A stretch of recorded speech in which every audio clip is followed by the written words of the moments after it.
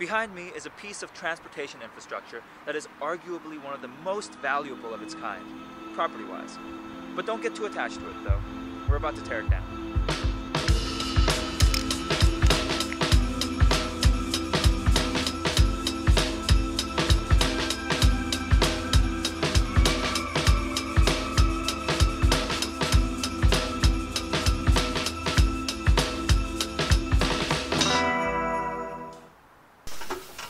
We've been in talks to take down the Cogswell Interchange for quite some time. Study after study, beginning from the late 90s to the present, recommended taking down the interchange, and our municipal strategy lists it as one of the 10 big moves to improve Halifax. However, it was just recently that Council approved the plan to actually demolish the structure. The plan is to replace the interchange with a more traditional city grid and free up the remaining lands for development. And they have a good reason to do so. For being built on some of the most expensive land in the city, the Cogswell Interchange isn't actually all that practical. This complicated network of winding roads and overpasses have the primary function of relieving car congestion for just under a kilometer, which really doesn't get you anywhere, and that gives it another name, the road to nowhere. Many agree that building this piece of infrastructure was a mistake, but here's the thing about mistakes. They originally seem like pretty good ideas. So I think it's important to look into the historical context that made such a project seem appropriate.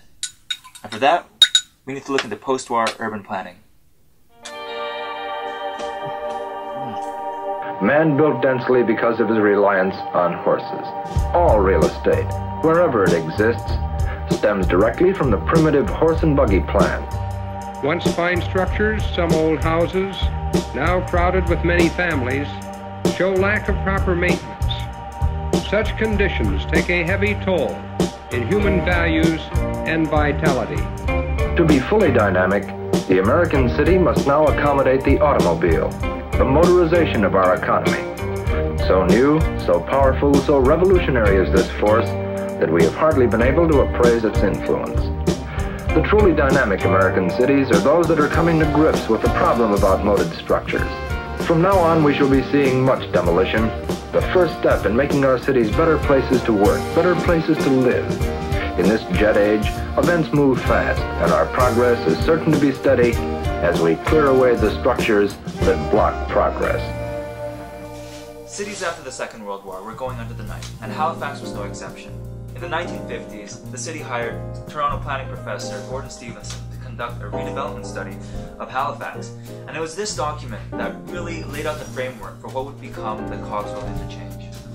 The proposal for the interchange was supported by two main arguments.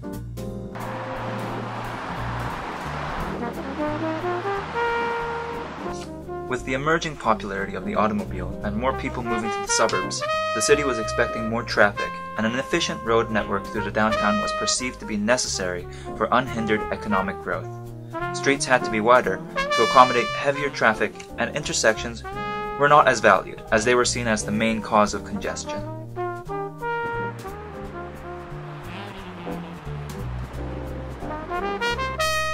The land where the Cogswell Interchange is situated was once several blocks of older neighborhoods, and they were in rough shape.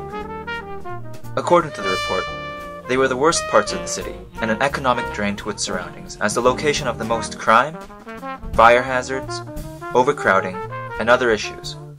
They were outdated, beyond saving, and had to be cleared. Urban renewal was the two-in-one solution to all this. The old and worn-out parts of the city would be replaced with efficient and practical projects that would bring it back into relevancy. Now, the city really bought into this idea, and a few years later, an ambitious proposal was drawn up by the city to renew its downtown core. The Cogswell Interchange would connect to a 6-lane expressway called Harbor Drive that would continue along the coastline through Water Street. Future plans included extending that even further to West End Halifax. So I guess the Cogswell Interchange was a road to somewhere, but we abandoned it before it ever reached its full potential. Technically, we ran out of money. But I think we also realized something else. It was a mistake. Now, this is just my opinion, but I think that projects such as the Cogswell Interchange were flawed because it failed to acknowledge that cities, at the end of the day, were for people. And those people appreciated culture, community, and generally speaking, other people.